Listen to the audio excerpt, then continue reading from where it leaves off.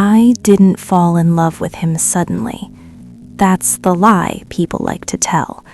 Love didn't hit me, it seeped into me, quietly, patiently, day after day. When I boarded that plane at Heathrow Airport, London, United Kingdom, my heart was guarded, hardened, focused. I had rehearsed my mission so many times that it felt like muscle memory. But somewhere between the clouds and New York, United States, something began to loosen inside me. I didn't notice it at first. I only knew that sitting beside him felt easy, too easy. He didn't flirt. That was the first thing that disarmed me. He spoke to me like a person whose thoughts mattered. He listened without interrupting. When I spoke, he didn't rush to respond. He considered me. That alone felt intimate. By the time the plane landed, I already knew the sound of his breathing. I knew the way his mouth curved slightly when he smiled. I knew the pause he took before answering questions that touched old places. And I remember thinking, very clearly, this man feels like rest. New York swallowed me whole, the noise, the speed, the loneliness, and somehow he became my anchor. We met again and again, then so often that it stopped feeling like meeting and started feeling like belonging. Mornings became hours. I would wake up in his bed, wrapped in quiet, his arm heavy around my waist like it was meant to be there. Sometimes I'd pretend to still be asleep just to feel him watch me. I knew his eyes before I opened mine. I knew when he smiled. Sometimes he brushed my hair away from my face so gently it felt like a question instead of a touch. Sometimes he kissed my forehead, slow and deliberate, like he was memorizing me. "You look peaceful," he'd say, and I would think, because I am safe. He made breakfast like it mattered, coffee exactly how I liked it. He noticed small things, when I was tired, when my thoughts drifted too far, when I needed silence instead of words. At night, he pulled me close without asking, like we had already agreed on everything. Sleeping beside him changed me. I had never slept deeply with anyone before. My mind usually stayed half awake, guarding itself. But with him, my body surrendered. I slept facing him always.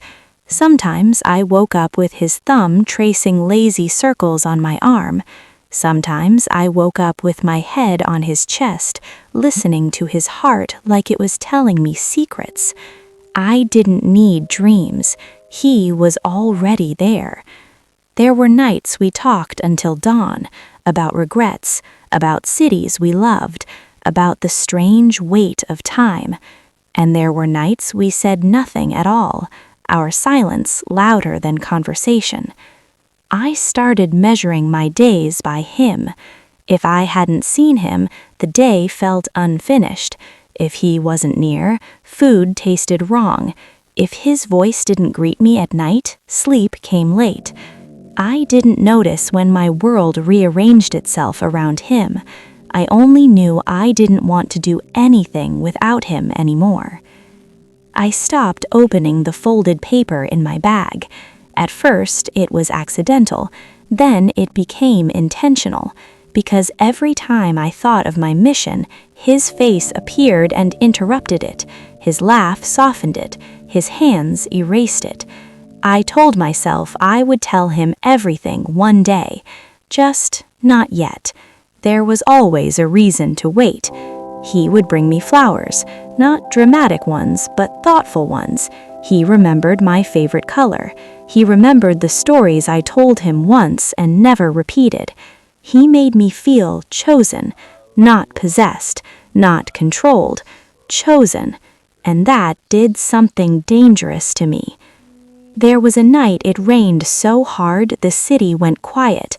We stood by the window, lights off, the skyline glowing. He wrapped his arms around me from behind, rested his chin on my shoulder, and said softly, "I didn't think I'd feel like this again." I didn't ask what he meant. I just leaned into him. There were afternoons he canceled meetings just to stay with me. There were evenings he watched me get dressed like it was his favorite scene in the world. Sometimes he touched my face and just looked at me, like he was afraid I might disappear. And every time my heart whispered, "Stay, stay, stay." I realized I was in trouble the day I felt panic at the thought of losing him. Not fear, panic, the kind that grips your throat and refuses logic. I didn't want a future without him in it. I didn't want plans that didn't include his presence. I didn't want to imagine mornings that didn't begin in his arms.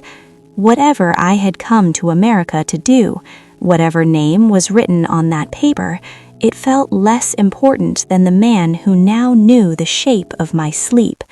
I told myself love could wait. I told myself truth could wait. I didn't know that truth never waits forever. We were lying in bed when it happened, not facing each other, facing the ceiling. His arm was around me, heavy, familiar, safe. Outside, New York, United States hummed like it always did, alive, careless, unaware of what was about to fall apart. He spoke softly, like he didn't want the words to scare me. "There was someone before you." I didn't move. I didn't need to.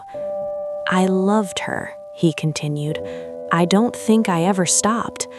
My chest tightened, but not from jealousy, from something colder. "I was younger," he said, "foolish enough to believe love could survive anything." He turned slightly toward me.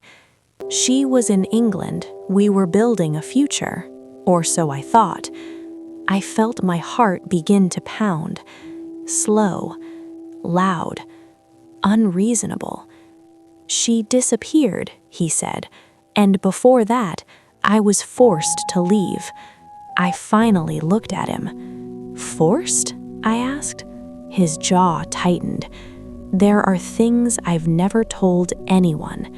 He reached toward the bedside drawer, and everything inside me screamed.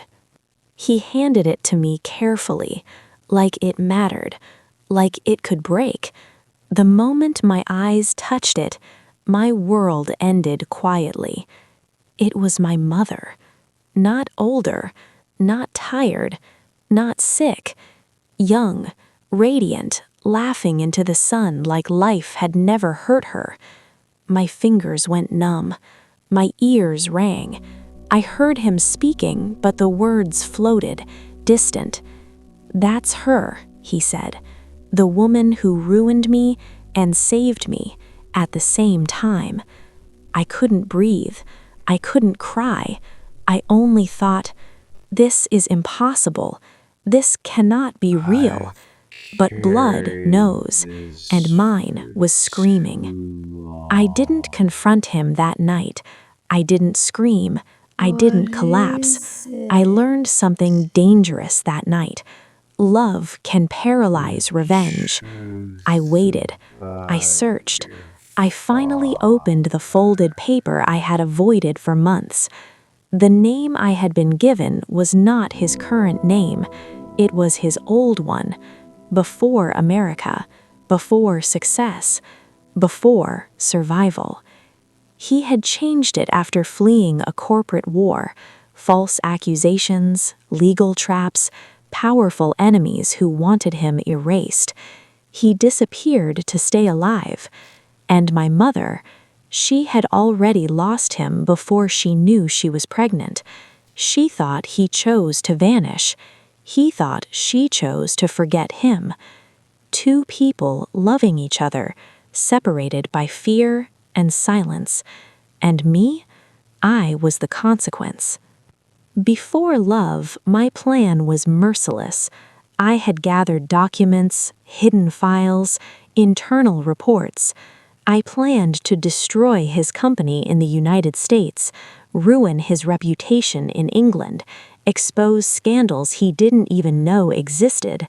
I planned to sit across from him one day, look him in the eyes and say, "This is for my mother." I had imagined his face breaking. I had imagined satisfaction. Instead, I watched him sleep beside me and felt sick. I finally told him my mother's name, just the name. He went pale. He sat down slowly, like his legs had stopped trusting him. "That's not possible," he whispered. I placed the photograph beside him. His hands shook.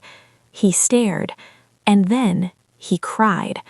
Not quietly, not politely. He cried like a man whose entire life had just been rewritten. "I didn't know," he kept saying. "I swear to you, I didn't know." And for the first time, I believed him completely. I didn't confront him immediately. That would have been dishonest. But I understood him, and understanding is heavier than forgiveness. I told him everything: who I was, why I came, what I planned. He listened, didn't interrupt, didn't defend himself. When I finished, he said only one thing: "If you destroy me, I will accept it." And that broke me more than guilt ever could. I didn't go through with the revenge, but I didn't walk away untouched either. I left New York. I left him, not because love disappeared, but because some love is too complicated to survive proximity. I needed space to choose who I wanted to be: a daughter, a lover, a woman with her own future. We still speak, sometimes, carefully, and every time I hear his voice, I'm reminded of a truth that hurts and heals at the same time. The man I came to destroy was the man who taught me how to love.